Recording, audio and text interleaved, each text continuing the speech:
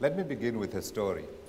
When I was a young journalist many years ago, don't ask how many years ago, it's a long time ago, I used to have what I called a crutch phrase. You know, the one that you go to when you're in trouble and you're struggling to tie the story together. It used to go something along the lines, if the two parties do not agree and come to a resolution, it will seem like a dialogue of the deaf. Now, I use this example because for me as a journalist, watching the debate that has been going on around the mining industry in South Africa and its future, it does seem like it is a dialogue of the deaf. Government and business seem to be talking over each other. The unions are also shouting from their corner. And it does not seem that people are hearing each other. When President Zuma spoke at Davos in our de-risking debate that we hosted from Davos, he spoke about the fact that he did not understand why there seems to be this misunderstanding of mining policy in South Africa and the business environment in South Africa. This has been corroborated many times by other business actors as well as union leaders. So the question tonight is we want to try and answer three questions. How did we get here? How do we get away from here? And how do we arrive at the place that we all know we want to be? I've got a very strong panel with me tonight to help me answer those questions. So let me begin. On my immediate right, I've got Deputy Minister of Mineral Resources of South Africa, Godfrey Oliphant. Deputy Minister, thank you for your time. I also have Khanyisile Kweyama. She's Vice President of the Chamber of Mines of South Africa. Thank you, Khanyisile. And Leslie Maasdorp, he's President, Bank of America, Merrill, Lynch, Southern Africa. And last but not least, I've got Bridgette Radebe. She is President of the South African Mining Development Association, the Junior Miners Association. Ladies and gentlemen, thank you for your time. Minister, let me begin with you, and I'm going to take this question around our table. I want to understand from your point, it's a quick analysis, how did we get here? And importantly, why did we get here? You see, the question must also be clearer. If you say, how did we get here? Do you talk about the good, the bad, or the ugly? But let me start with the good. We're here because we've got a very good space in South Africa for mining. Let me start with that. We have very good endowments in terms of our mineral deposits. We've got very good and strong legislation. There is legislative certainty in the country. We have come to a point as well where there is finalization of the issues that were debated for some time, especially the nationalization and what went with it. Coming out of the ruling parties conference in Mangaung, that debate has been closed in that manner. So we are here in this good space. We are also having challenges in this sector. Challenges, most of the challenges are actually influenced by externalities. We are a mineral exporting country, so there are challenges with that. If things are happening outside the globe, that's where we also have to respond accordingly. But also our structural problems, structural economic problems in South Africa that we busy dealing with are also issues that we'll have to deal with. They are a legacy of the past. But the bad side are issues that we have neglected for a very long time, especially our important stakeholders, the mine workers, not entirely, but in some areas we could do better.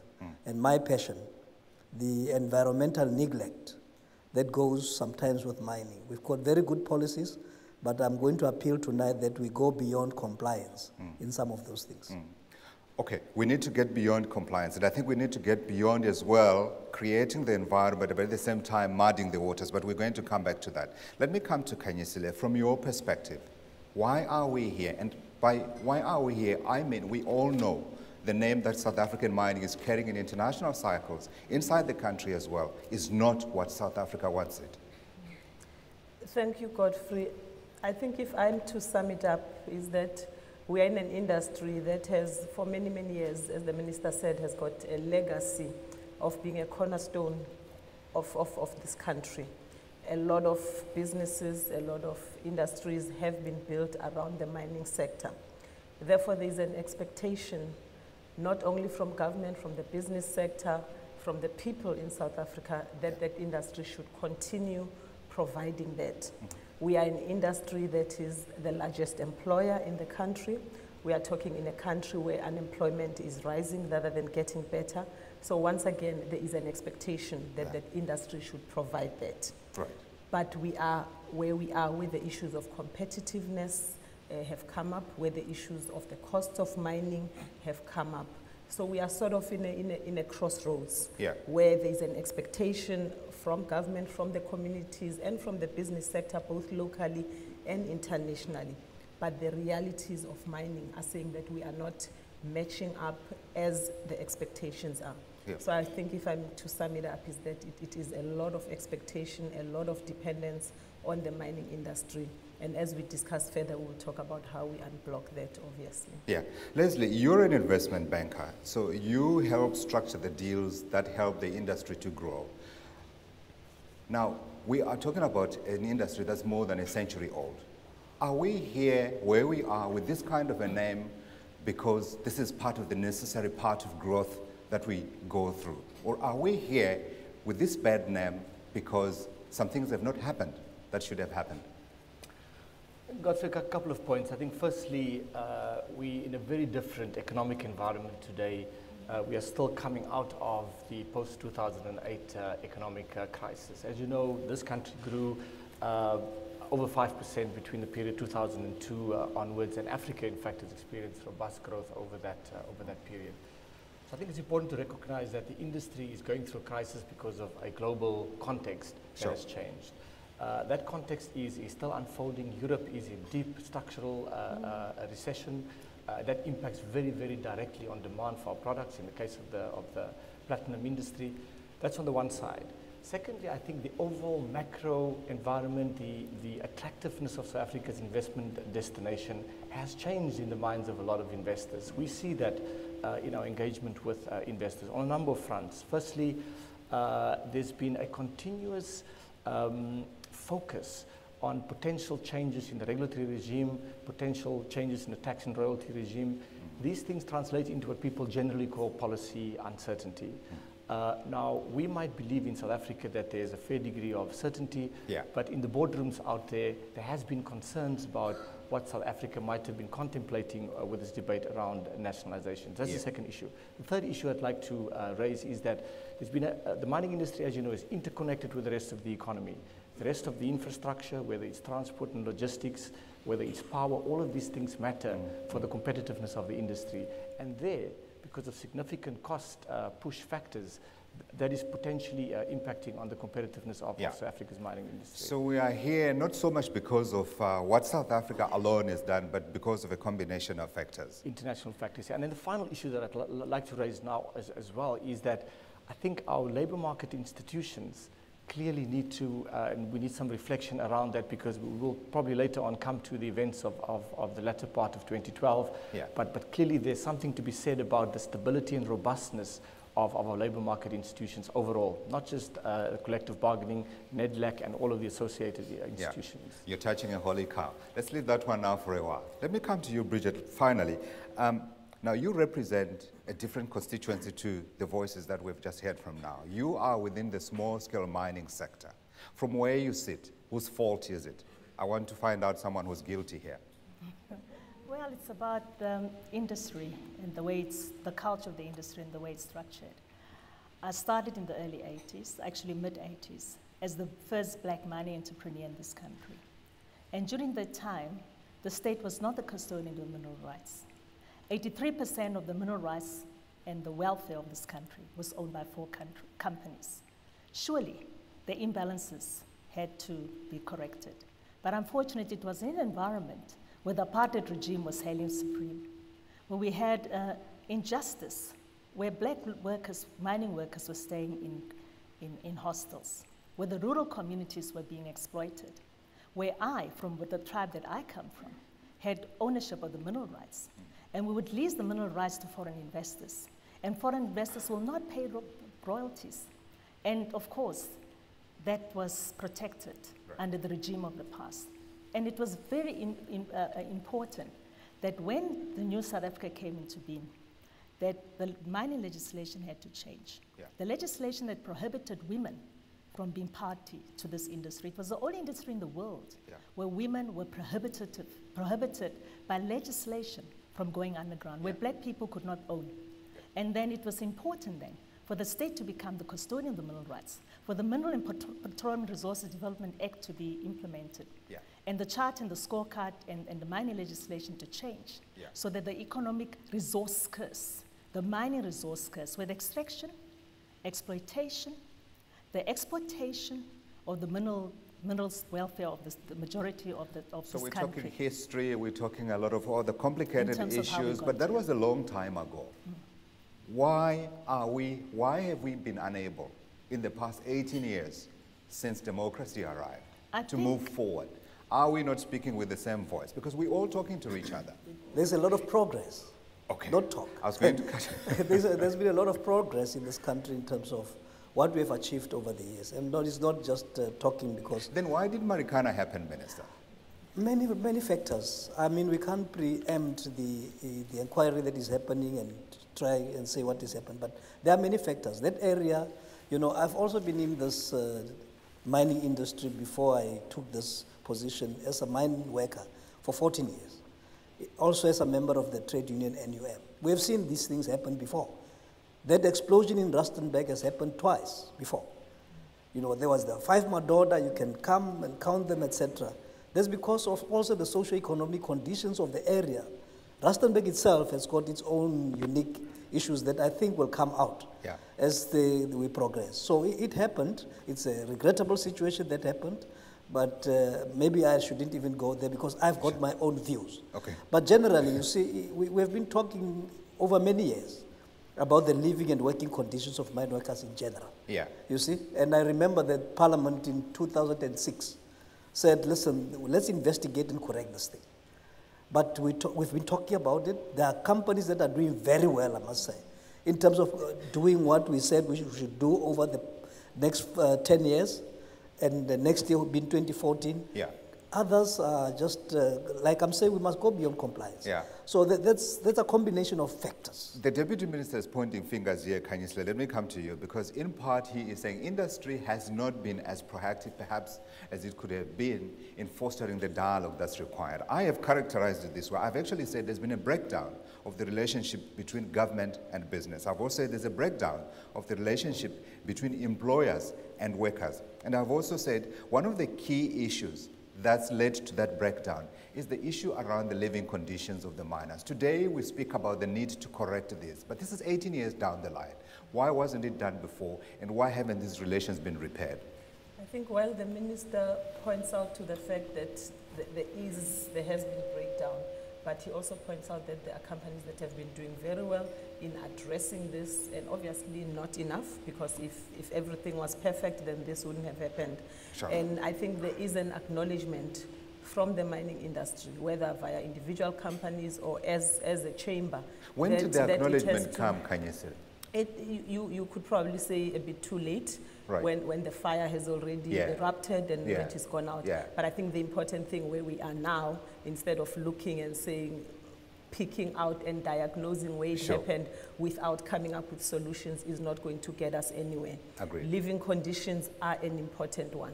And I always say, you do not take people away, and that is what the migrant labor system was all about. Yeah. You do not take people away from their homes and put them in an environment where they don't see their families for a very long time and expect them to behave in a normal way, for lack of a better way, in a normal way. Yeah. You do not continue doing things in the same way and expect a different outcome. And that there are certain interventions that have to be made. There are commitments around housing. We cannot continue having people living in informal settlements with no running water, with just those basic things that you expect for a person to thrive. Yeah. I mean, the issues, and you refer to it without naming it, the issues around Marikana were obviously a wake-up call to not only the mining industry, but to the country as a whole, because there is an expectation, as I said in my introduction, that the industry should lead in making sure that people's livelihoods are improved. You have communities that are taking the lead in saying, we don't have jobs, we want jobs, and where do I go and knock? I knock at the door of the mining house. But having said that, you also see service delivery protests, and that are not only aimed at the mining industry, they are broader. Yeah. So it is saying that 18 years down the line, like you have said, there are people who see that the lot has improved for others, but it has not improved for me.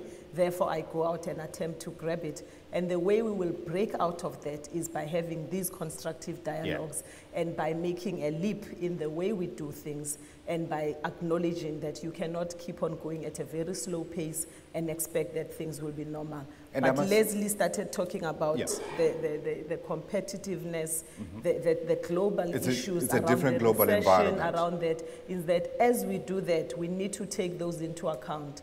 I was speaking to the CEO of Brand South Africa, Elena, saying, what do we do to build this South Africa brand? Because for as long as this South Africa brand continues remaining negative, then we will not get the necessary investment that makes us create an environment that then enables us to do the things that we need to do in order to improve the livelihoods of people. I must point out one of the most sincere statements I've ever listened to from a listed company came on Friday from Loanmen after their annual general meeting, where the chairman gave an overview of the situation and they talked about very concrete steps. But in my mind, I was saying to myself, that statement is probably a decade late, because that statement should have come in probably 2004, thereabouts. But before we finger point and go there, Leslie, I want to come to you because I'm still trying to find a scapegoat here. Are we here because companies have to respond to the short-term needs of shareholders? Shareholders who refuse to accept the conditions in which the mining industry operates in South Africa, which is very unique when you compare it to other parts of the world. Look, I don't think so, Godfrey. I mean, we have a very established collective bargaining system in South Africa that was, built during the sort of battles of the 1980s. Established, I'd say, after the adoption of the Labour Relations Act, where unions were formally recognized throughout the country. I don't think that business in general, and obviously it's a broad statement, business in general have only a narrow focus on short-term profitability and quarterly returns in the case of listed companies.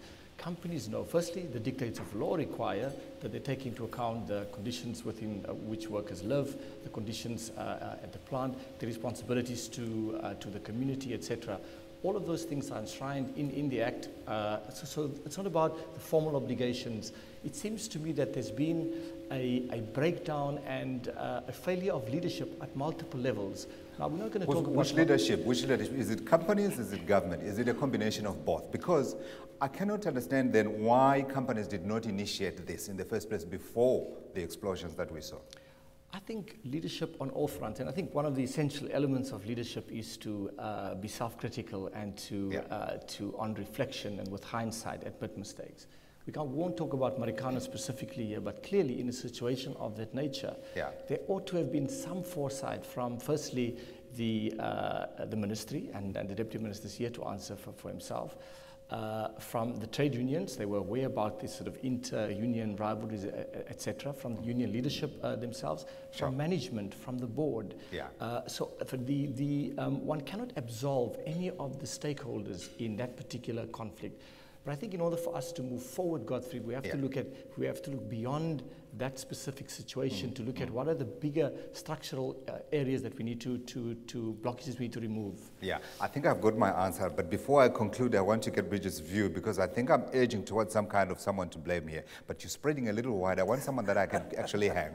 Bridgette. Godfrey, I've just seen a camouflage of transformation.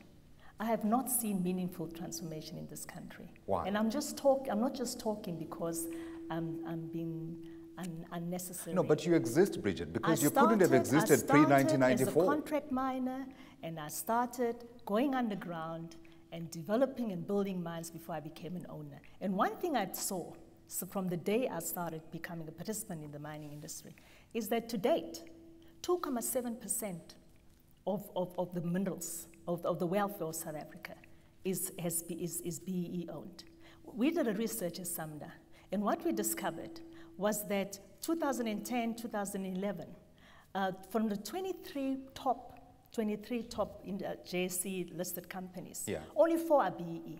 So where's the transformation there? And when these four are ASO, I'm sure you'll have many voices that say, hello, that's not quite true. It's Rob African, it was in Impala, and it's African Rainbow Minerals. The rest of those companies are foreign owned. And when you look at the profile of the industry in terms of ownership, you find that there is no unencumbered net value. There's no point in owning a car that you've paid for 1 million and you don't have 100% paid up. And what happens now, what we see is in this shareholders agreement and the loan repayment agreements, the bulk of the money that's supposed to be geared towards dividends for the BE companies to reinvest into a purchasing of the shares goes out in marketing fees, and it goes out in fees that is management fees. And there's no desire for the non-BE company to ever pay dividends. So to date, when you look at the industry, you have a lot of companies claiming that they own, but they don't have unencumbered net value. Absolutely. And without unencumbered net value, there is no ownership. 2014, we need 26% of the BE companies to be 26% equity participants. We don't have that. There has to be more than 40% managers in terms of the human resource experts of the charter and all that. 2013, many of the companies have not achieved that. There's been a camouflage of progress. Progress you find in terms of the government. Government has designed a legislation that is meaningful, but the implementation from our side is not meaningful. Why is it to date that we mechanize operations in a rural environment where people have hands and they could use their hands to go and mine, and you don't have a mixed mining model?